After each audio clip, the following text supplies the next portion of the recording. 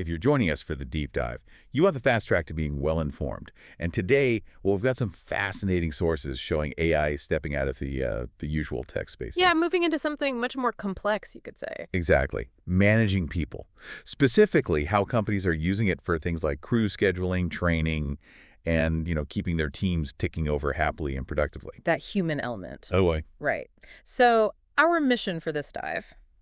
Let's unpack these sources. Let's figure out why this application of AI in workforce management is being called, well, a smarter, more adaptive way to handle teams. It's definitely moving beyond simple automation, isn't it? It really is. It feels like a different way of structuring how a company works, almost built on predicting what people need.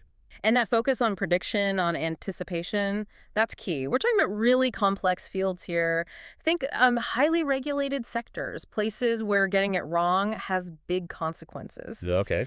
So, based on the sources, we'll break this down into, let's say, three main areas AI is shaking up. First, optimizing those super tricky schedules. Right. Then we'll look at how it's making training, like, hyper-personalized. And finally, the big picture, boosting engagement and actually holding on to your people. Okay, let's jump right into that first one, crew scheduling. It sounds mundane, but it's such a headache operationally. Oh, absolutely critical. Yeah, success literally depends on getting the right person with the right skills or certifications to the right place, bang on time.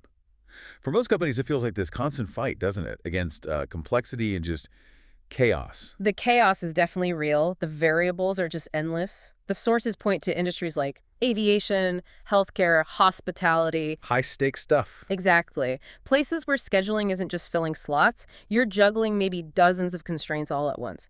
Think union rules, federal or state certification expiry dates for every single person. Wow. Employee preferences, and then trying to predict demand, which can spike unexpectedly. That sounds like thousands of interlocking pieces. When humans try to do that, they often end up using shortcuts, right? Rules of thumb just to get a schedule out the door. Pretty much. Good enough is often the best they can manage under pressure. So what's the actual mechanical difference when AI steps in? How does it handle that complexity? Well, the core idea is machine learning algorithms aiming for what you might call a global optimization, trying to find the best possible fit overall. Okay, so not just good enough. Right. Traditional scheduling often relies on limited data, maybe focuses on one or two variables at a time because that's all a person can juggle. The AI, though, it can ingest huge amounts of historical data. Like what? Utilization rates going back years, seasonal patterns, local weather forecasts, even things like traffic data that might affect commute times. And it crunches all that while also forecasting demand. And it connects that to the individual employees. Precisely. It ties everything together, availability qualifications, contract rules, even stated shift preferences for everyone. It's trying to find that single best schedule that ticks every single box. Legal, contractual, operational, while also keeping costs down and maybe even making staff happier. That's the goal, minimizing costs, reducing downtime, ensuring compliance, and potentially boosting satisfaction by respecting preferences where possible. That organizational payoff, less downtime, guaranteed compliance, that's obviously huge for the business. But let me push back a bit. If AI is optimizing across so much data about individuals, doesn't that risk feeling like, well, surveillance to the employee? That's a really important point. The trust factor is definitely a hurdle companies need to manage carefully. Transparency is key there. And operationally, what's the biggest practical challenge? Often, it's getting the data right. Data integration. You need clean, reliable, real-time data flowing in from all these different systems, HR, training records, time clocks, the demand forecasting tools. They all need to talk to each other seamlessly. Exactly. If the data feeding the AI is messy or incomplete, the schedules it generates won't work. They'll be flawed. But the sources show when companies get that data infrastructure right, the payoff is significant. Much lower costs from last-minute scrambling, better use of staff time. Okay, that makes sense for the operational logistics. Let's pivot now to the individual employee experience, specifically training. Just think about how frustrating it is, right? Sitting through some generic mandatory course. Yeah, the one-size-fits-all approach. Exactly. Covering stuff you mastered ages ago, or maybe hammering a weakness you don't even have. That waste of time, that lack of direct relevance, it's a huge drain, not just on budgets, but on morale, too. People check out. Right. And that's precisely the problem AI personalization is trying to solve. Okay, this is where, for me, it gets really interesting. The sources really highlight this tailoring of training paths. making it specific to each person. It feels like moving away from that old, clunky model towards something much more adaptive, Mm. immediate almost. It's driven by continuous feedback loops. That's the engine. The AI leverages very specific data points, tracking that employee's whole journey. Like what kind of data? Things like past performance reviews, obviously, their training history, but maybe the most powerful input is real-time metrics gathered while they're actually doing their job. Real time.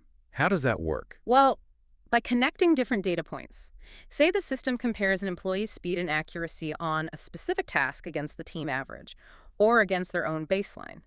If it sees a dip, it can pinpoint a potential skill gap right there. So it doesn't just say needs improvement. No, it gets specific. It might identify, for example, a weakness in handling a certain type of customer query based on resolution times or feedback scores. Can you give us a quick concrete example? Mm. How does that real-time feedback actually appear to the employee? Sure. Imagine a technician doing quality control checks, entering data. If the AI notices their error rate for classifying a specific component type creeps up by, say, 5% this week, Okay. the system recognizes that potential procedural slip. It doesn't wait for a quarterly review or manager intervention. It might instantly push a short, like 90-second video tutorial on that specific classification right to their workstation screen. Wow, just-in-time help. Exactly. Or maybe it queues up a quick 5-question quiz to refresh their memory on that procedure. It delivers customized support right when it's needed most, in the flow of work. So professional development stops being this separate event you go to. It becomes this ongoing state. That's a great way to put it, a continuous state. This kind of ongoing coaching means skills don't fade, and updates to procedures get rolled out and reinforced immediately within the workflow.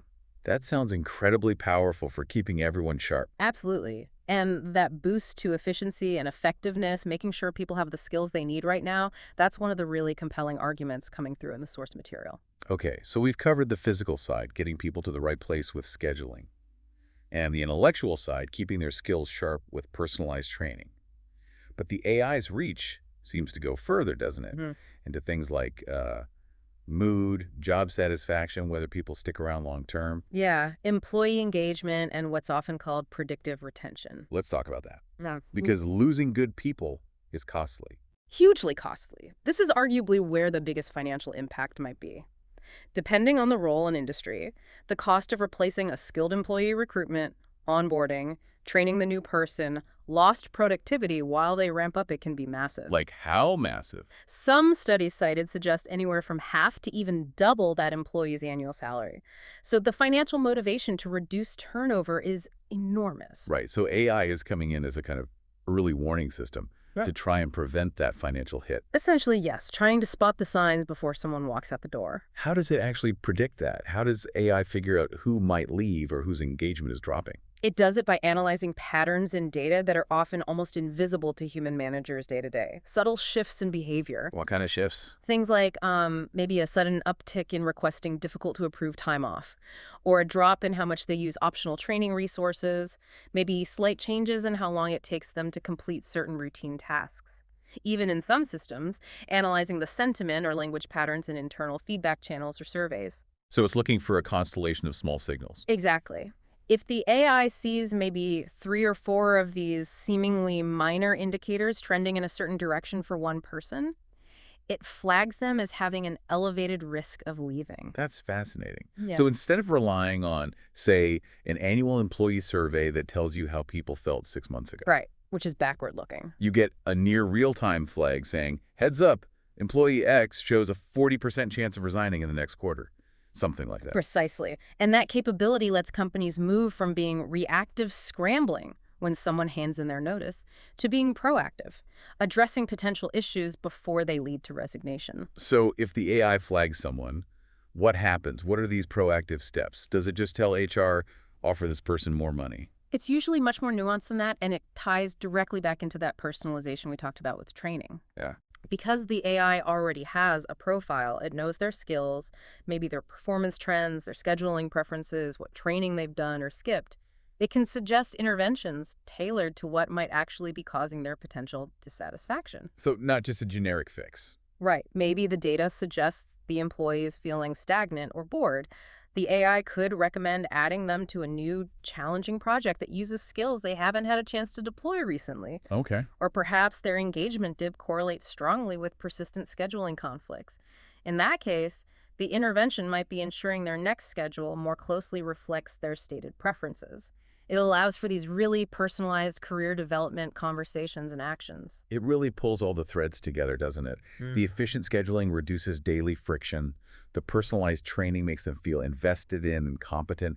And this predictive retention piece, that continuous monitoring and tailored support, it makes people feel seen and valued, And that combination, less friction, more competence, feeling valued, is shown in the sources to significantly boost morale and loyalty. which, coming full circle, reduces that costly turnover. Exactly. You end up with a workforce that's more agile because they're skilled up, more satisfied because their needs are better met, and therefore much more likely to stay, which lets the company focus energy on its main goals, not constantly backfilling roles. Okay, so let's zoom out. What does this all mean?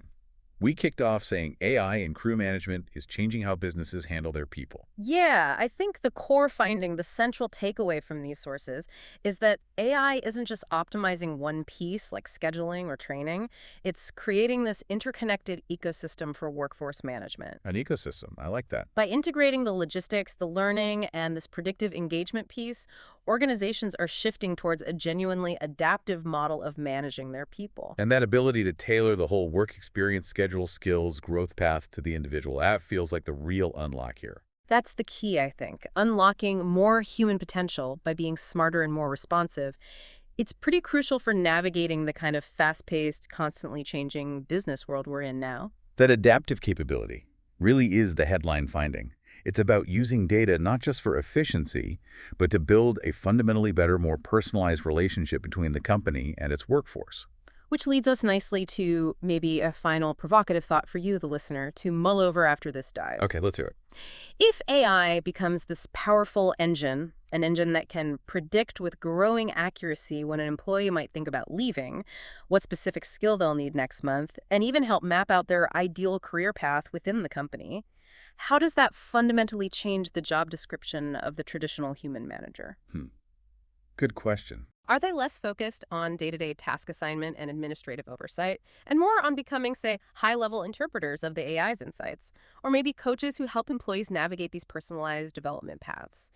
Does the manager shift from managing the people directly to managing the AI that helps the people manage themselves and thrive?